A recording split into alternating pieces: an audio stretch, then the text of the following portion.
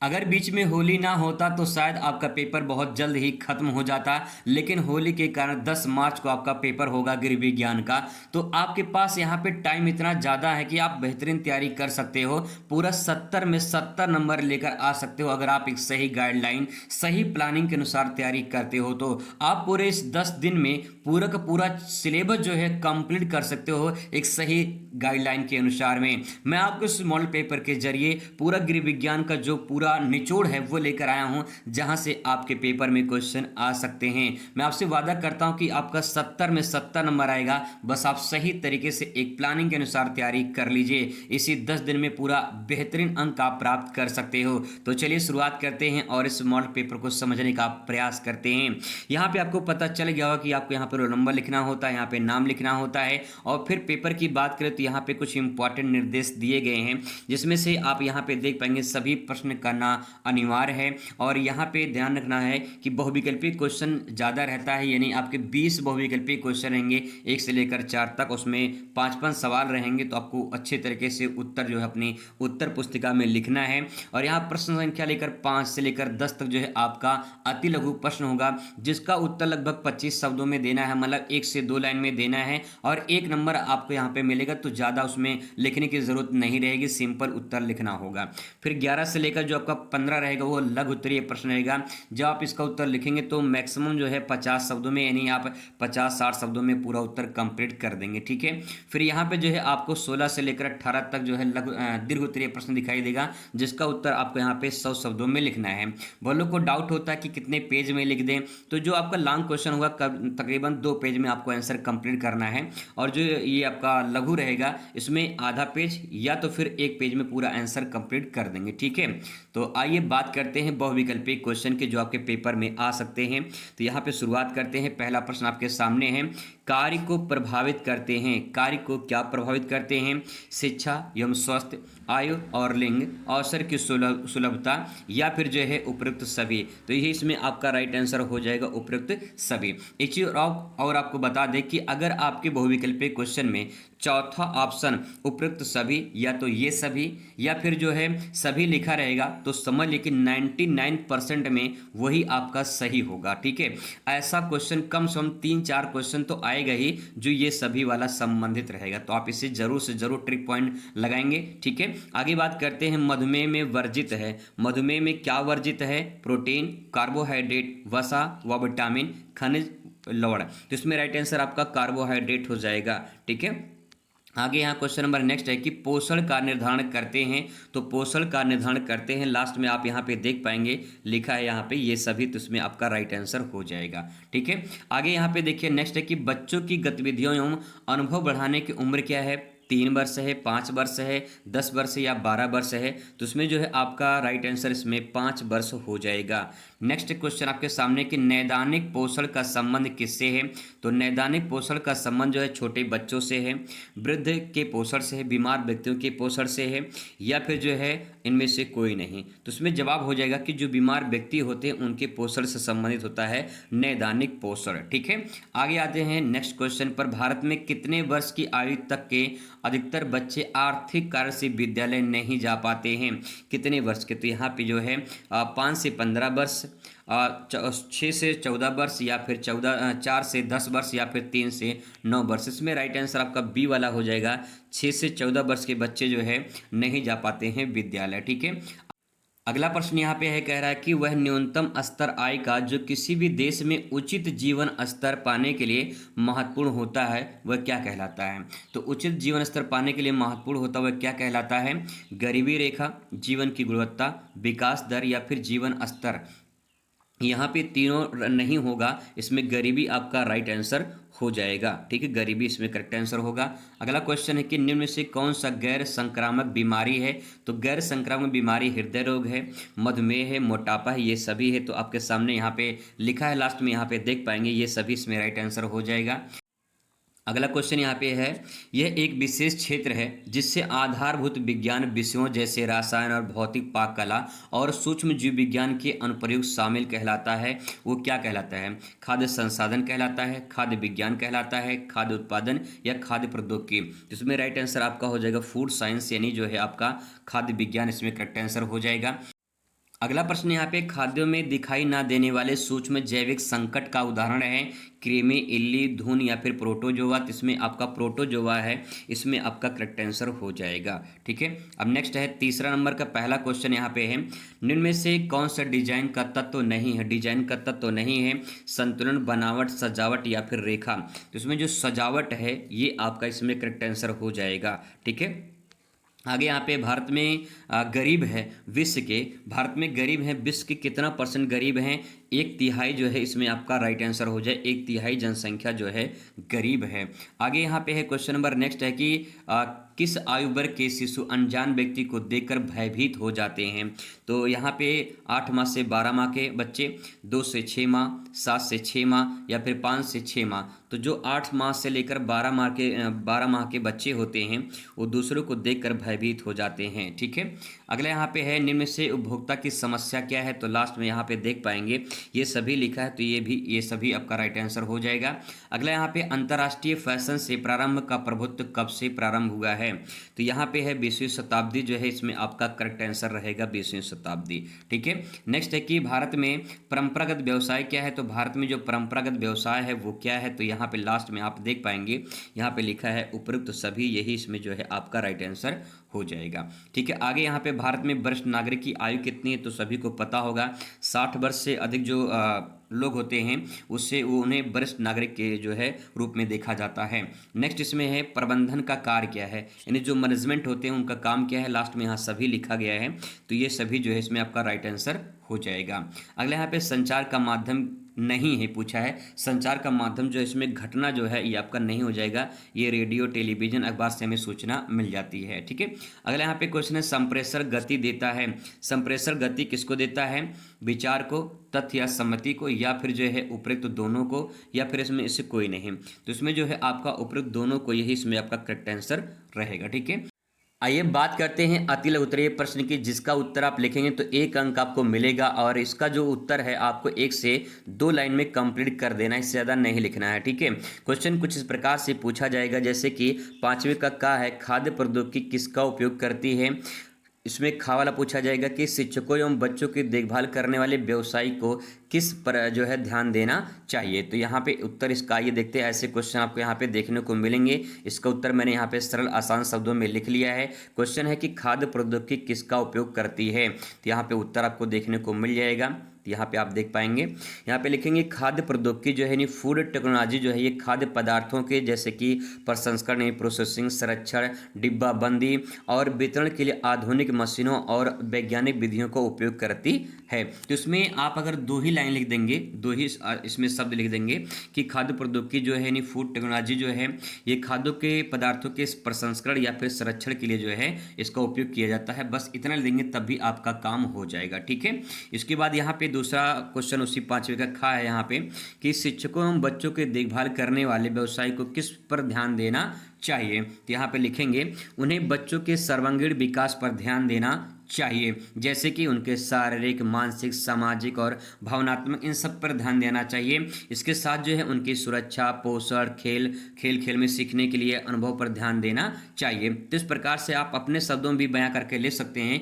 कि शिक्षक को कैसे देखभाल करना चाहिए। ठीक है, आगे यहाँ पे नेक्स्ट क्वेश्चन है 6वें का है कि भारत स्वास्थ्य, परिवार और परिवार कल्याण मंत्रालय के माध्यम से किस संस्था का सदस्य है? तो यहाँ पे आप लिखेंगे कि भारत एवं विश्व स्वास्थ्य संगठन, ठीक है, जिसे हम WHO कहते हैं, तो ये अंतर्राष्ट्रीय संस्था का जो है सदस्य है। ठीक है, WHO संस्था का सदस्य है। आगे इसमें है समय प्रबंधन क्या है? तो समय प्रबंधन के बारे में आप इसमें लिखेंगे उपलब्ध समय को सही ढंग से नियोजन या प्लानिंग या फिर उपयोग करना ताकि कम समय में निर्धारित लक्ष्यों को कुशलतापूर्वक प्राप्त किया जा सके, उसे समय प्रबंधन कहते हैं। इसको एक एग्जांपल से समझ लीजिए कि जैसे 10 मार्च को आपका पेपर है, ठीक है, अब 10 मार्च को पेपर है, आप एक सही तरीके से प्लानिंग बना लीजिए, एक सही तरीके से जो है आप अपना सही ढंग से व्यवस्थित करके उसको आप हासिल करने की कोशिश करिए, कम समय में आप अपने लक्ष्य को पूरा कर लेते हैं, तो इसी को समय प्रबंधन कहते हैं। इंग्लिश में से टाइम मैनेजमेंट कहा जाएगा। यानी आपको 10 दिन में तैयारी करके अच्छा खासा नंबर लेकर आना है, यही आपका टाइम मैनेजमेंट है। ठीक है, सिंपल। अगला प्रश्न यहाँ पे 7वें का है कि सूचना और संचार प्रौद्योगिकी से आईसीटी कहा जाता है, इंफॉर्मेशन कम्युनिकेशन टेक्नोलॉजी। ठीक है, यानी इंफॉर्मेशन मतलब सूचना हो जाएगा, कम्युनिकेशन ये संचार हो जाएगा, टेक्नोलॉजी मतलब प्रौद्योगिकी हो जाएगा। ठीक है, तो आईसीटी शॉर्ट फॉर्म में लिखा गया है, से आप क्या समझते हैं ये आपको बताना है। तो आप इसमें लिखेंगे यह उन तकनीकी साधनों और संसाधनों का समूह है जिनका उपयोग सूचना के निर्माण में, भंडार में, प्रबंधन में, आदान प्रदान के लिए किया जाता है, जैसे कंप्यूटर, इंटरनेट, मोबाइल आदि।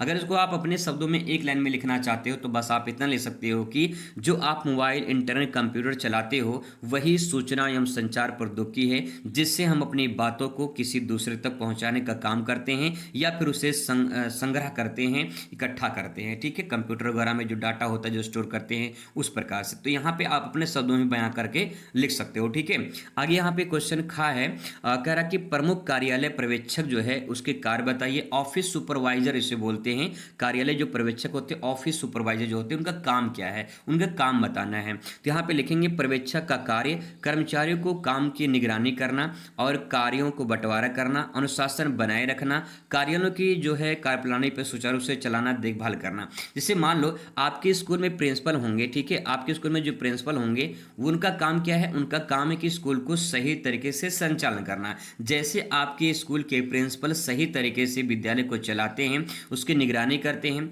उनके काम को जो काम होते हैं वो मास्टरों में बांट देते हैं, अनुशासन बनाए रखने का काम करते हैं, कार्यालय में क्या क्या काम हो रहे हैं उसको चलाने का काम करते हैं, वही सुपरवाइजर भी काम करते हैं। तो अपने प्रिंसिपल को देख करके, सोच करके आप वही सेंटेंस अपने शब्दों में बयां कर सकते हैं।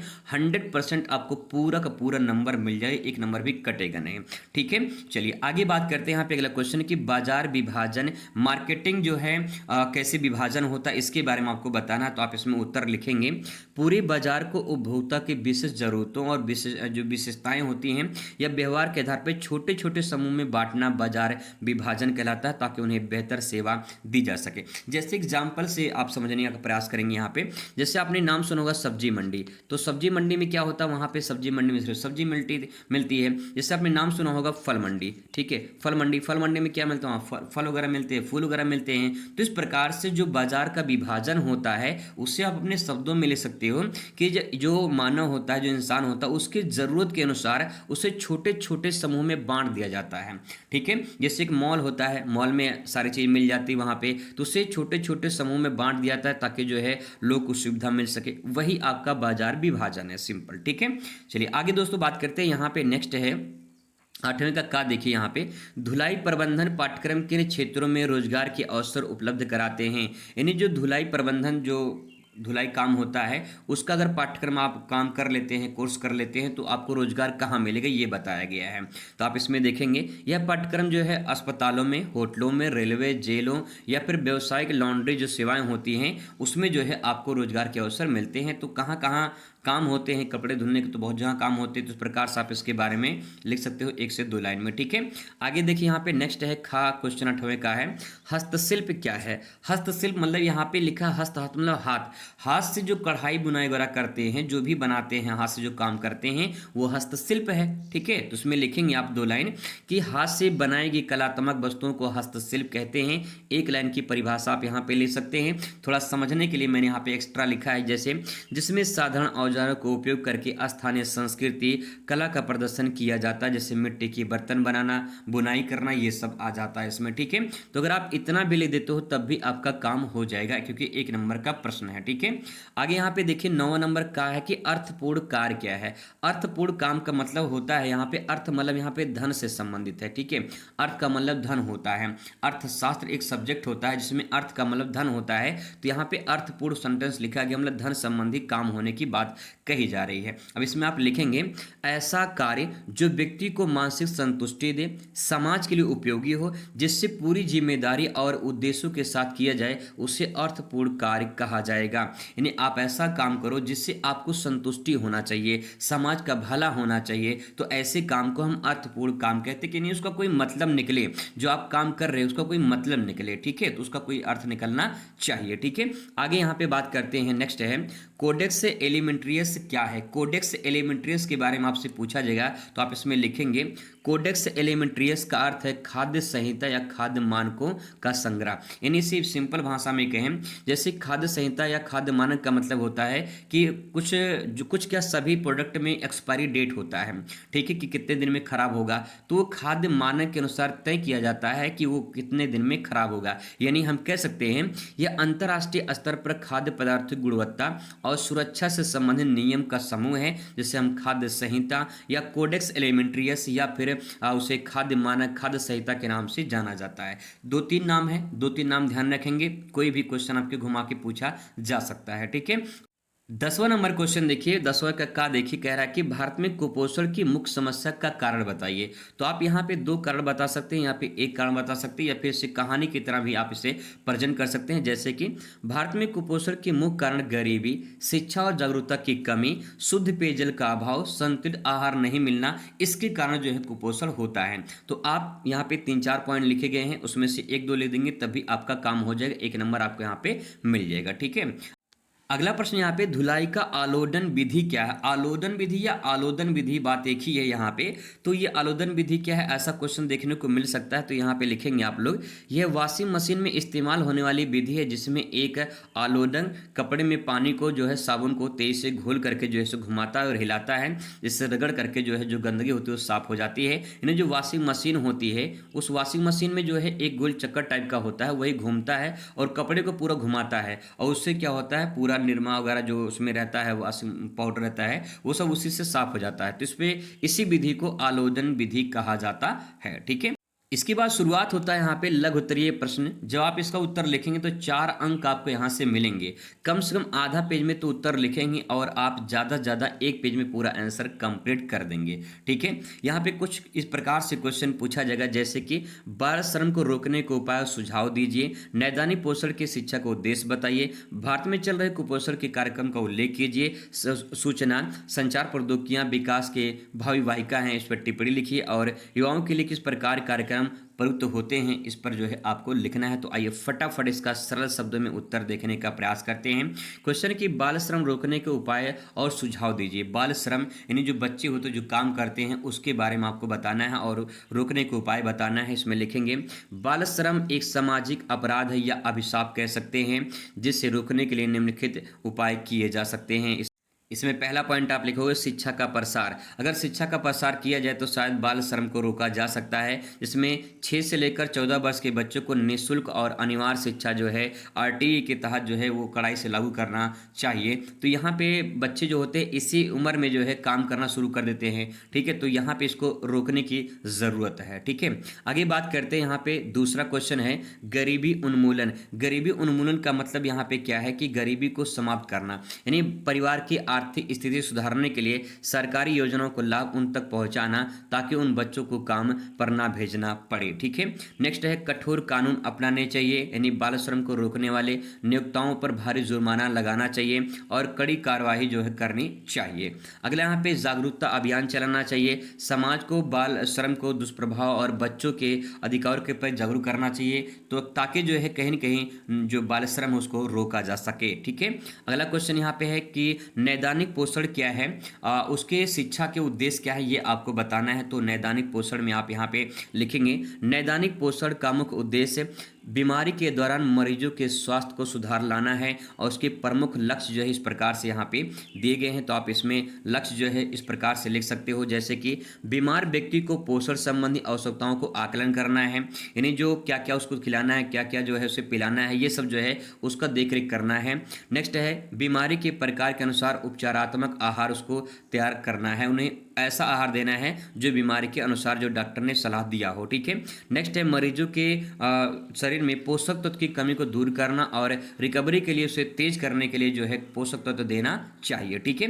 नेक्स्ट है भविष्य में होने वाली स्वास्थ्य जटिलताओं को रोकना, ही नहीं भविष्य में कोई ऐसी खतरा ना हो भविष्य में, उसको जो है उस प्रकार से उसको पोषण वगैरह देना चाहिए, उसकी देखरेख करना चाहिए। नेक्स्ट है मरीज और उसके परिवार को सही खान पान आदतों के बारे में शिक्षित करना चाहिए ताकि भविष्य में कोई ऐसी दिक्कत परेशानी ना हो। जो भी बीमारी होती है वो ज़्यादातर बीमारी खाने पीने से होती है, तो खाना पीना अगर सुधर जाएगा तो शायद कुछ स्वास्थ्य और सुधर सकता है, ठीक है। 13 नंबर क्वेश्चन है कि भारत में चल रहे कुपोषण कार्यक्रम का उल्लेख कीजिए। कुपोषण कार्यक्रम ऐसे कौन कौन से चल रहे हैं उसके बारे में आपको बताना है, तो आप यहाँ पे उत्तर लिखेंगे। भारत सरकार कुपोषण को दूर करने के लिए कई महत्वपूर्ण कार्यक्रम चलाए हैं। तो यहाँ पे कौन कौन से कार्यक्रम चलाए उसके बारे में यहाँ पे बात करेंगे। पहला यहाँ पे है ICDS यानी एकीकृत बाल विकास सेवा। इसमें आप लिखेंगे यह बच्चों और गर्भवती महिलाओं और धात्री माताओं को पूरक आहार और टीकाकरण प्रदान करता है। तो ये जो है एकीकृत बाल विकास सेवा है। अगला पॉइंट यहाँ पे पोषण अभियान। इसमें आप लिखेंगे कि इसका लक्ष्य बच्चों और महिलाओं में स्टंटिंग, अल्पोषण और एनीमिया को कम करना है। नेक्स्ट है PM पोषण यानी मध्याह्न भोजन योजना, जो बच्चों को प्राइमरी स्कूल वगैरह में मिलता है। यहाँ पे आप लिखेंगे कि स्कूलों में बच्चों को पका हुआ पौष्टिक भोजन देना ताकि उनकी उपस्थिति बढ़े और कुपोषण जो है वो दूर किया जा सके। अगला है एनीमिया मुक्त भारत। इसमें लिखेंगे आयरन और जो है फेलिक एसिड की गोलियों को वितरण के माध्यम से खून की कमी को दूर करना। नेक्स्ट है विटामिन ए के अनुपूरक कार्यक्रम यानी बच्चों को अंधेपन से बचाने के लिए विटामिन ए की खुराक देना जरूरी है। तो इस प्रकार से कुछ ऐसे कार्यक्रम चलाए जाते हैं सरकार की तरफ से। 14 नंबर क्वेश्चन है कि सूचना संचार प्रौद्योगिकी यानी ICT विकास के भावी यानी भविष्य में वाहिका यानी ऐसा साधन है जिसके बारे में हमें यहाँ पे टिप्पणी लिखना है। तो यहाँ पे आप लिखेंगे सूचना और संचार प्रौद्योगिकी जैसे इंटरनेट, मोबाइल फोन, रेडियो विकास की गति को तेज करते हैं। और विकास की गति को तेज करते हैं क्योंकि, तो आप यहाँ पे लिखेंगे इसके बारे में थोड़ा सा। इसमें आप पहला पॉइंट लिखेंगे ज्ञान का प्रसार। ज्ञान का प्रसार कैसे होता है? इसके माध्यम से ग्रामीण क्षेत्रों तक कृषि, स्वास्थ्य और सरकारी योजनाओं को जो जानकारी हो पहुंच जाती है, तो ज्ञान का प्रसार होता है। दूसरा पॉइंट शिक्षा और कौशल। शिक्षा और कौशल की बात करें तो ई लर्निंग यानी जो ऑनलाइन आप सीखते हैं, डिजिटल क्लासरूम जो कि डिजिटल लाइब्रेरी टाइप का होता है, उसमें जो लोग पढ़ते हैं जाके, ठीक है। और फिर दूर दराज के बच्चे भी अच्छी शिक्षा प्राप्त कर पाते हैं। तो कैसे संभव हुआ? ये संभव हुआ ICT के द्वारा, टेक्नोलॉजी के द्वारा हुआ है। आगे इसमें है नेक्स्ट पॉइंट है आर्थिक सशक्तिकरण। आप इसमें लिख सकते हो कि छोटे व्यवसायी, शिल्पकार और अपने उत्पादों को ऑनलाइन बाजार में बेच सकते हैं। ये भी कहें कि ICT के द्वारा ही तय हुआ है। ई गवर्नेंस मतलब इसमें लिखेंगे कि सरकार जो है वो सेवाओं को पारदर्शी बनाती है और भ्रष्टाचार जो है इससे कम होता है। अतः ICT भविष्य के लिए जो है वो मुख्य आधार माना गया है। इस प्रकार से ले देंगे, लास्ट में आपका काम हो जाएगा। नेक्स्ट क्वेश्चन आपके सामने है युवाओं के लिए किस प्रकार का कार्यक्रम प्रयुक्त होते हैं। तो युवाओं के लिए किस प्रकार के कार्यक्रम प्रयुक्त होते हैं उसके बारे में आपको यहाँ पे लिखना है। तो इसमें लिखेंगे कि युवाओं को देश की मुख्य धारा से जोड़ने के लिए उनको जो है कौशल विकास सिखाया जाता है या फिर बहुत सारे कार्यक्रम चलाए गए हैं। जैसे कि पहला पॉइंट आप इसमें लिखेंगे राष्ट्रीय सेवा योजना यानी NSS इसे बोलते हैं। छात्रों में सामुदायिक सेवा, व्यक्तित्व विकास की भावना पैदा करना, ये इसका उद्देश्य है NSS का। आगे यहाँ पे NCC भी चलता है। NCC में जो है युवाओं को अनुशासन, देशभक्ति की भावना जो है इसमें सिखाया जाता है। वहीं बात करें कौशल विकास योजना जो है युवाओं को जो है विभिन्न व्यवसाय से और तकनीकी प्रशिक्षण देने से जो है उनको जोड़ा जाता ताकि उनको रोजगार मिल सके, ठीक है। आगे यहाँ पे है नेहरू युवा केंद्र संगठन। नेहरू युवा केंद्र संगठन में ग्रामीण युवाओं को रचनात्मक कार्य और नेतृत्व के अवसर से जोड़ना ये कार्यक्रम सिखाया जाता है, चलाया जाता है। साहसिक खेल और छात्रवृत्तियाँ, जो युवा हैं उनको प्रतिभा को निखारने के लिए खेल और उच्च शिक्षा के लिए आर्थिक मदद भी सरकार की तरफ से दिया जाता है। तो इस प्रकार से आप इसको लिख सकते हैं। इसके बाद लॉन्ग क्वेश्चन आपका आएगा। लॉन्ग क्वेश्चन कुछ इस प्रकार से पूछा जाएगा जैसे कि खाद्य सुरक्षा और गुणवत्ता एक वैश्विक मुद्दा क्यों है, इसको स्पष्ट कीजिए। 6 अंक आपका ये रहेगा यहाँ पे एक प्रश्न के लिए। अगर आपको ये नहीं आएगा तो अथवा करके यहाँ पे क्वेश्चन दे रहते हैं। ये क्वेश्चन बहुत ही ज़्यादा मोस्ट इंपॉर्टेंट है, इसको अच्छे से देख लीजिए कि बच्चे, युवा और जो है वृद्धजन, ये वृद्धजन रहेगा, क्यों संवेदनशील होते हैं, इसके बारे में आपसे क्वेश्चन पूछा जा सकता है। फिर 17 नंबर क्वेश्चन चिकित्सीय पोषण और आहार की अध्ययन व्यावसायिक विकास के तरह सक्षम बनाता है, समीक्षात्मक वर्णन कीजिए। ऐसा क्वेश्चन देखने को आपको मिलेगा, ठीक है। फिर इसके बाद यहाँ पे अथवा करके क्वेश्चन दिया रहेगा डिजाइन क्या होते हैं, इसके विश्लेषण करते हुए डिजाइन के विभिन्न पहलुओं को स्पष्ट कीजिए। ऐसा क्वेश्चन देखने को मिलेगा। उपभोक्ता संरक्षण अधिनियम 2019 के द्वारा प्राप्त सभी उपभोक्ता अधिकारों का वर्णन कीजिए। अथवा करके इसको भी आप यहाँ पे देख सकते हैं कि सूचना संचार प्रौद्योगिकी, ये बहुत इंपॉर्टेंट है। ये भी आपके पेपर में किसी न किसी रूप में देखा जा सकता है, मतलब कि चाहे वो बहुविकल्पीय में, अति लघु में या फिर लघु में आ सकता है, ठीक है। सूचना जो है सूचना और संचार प्रौद्योगिकी क्या है और उससे संबंधित परियोजनाओं के बारे में उदाहरण सहित आपको समझाना है। तो आप इसे एक बार जरूर से जरूर तैयार कर लीजिए। मैं आपको अगली वीडियो में इन सभी प्रश्नों को तैयार करा दूंगा। मिलते हैं नेक्स्ट वीडियो में। Best of luck. Thanks for watching.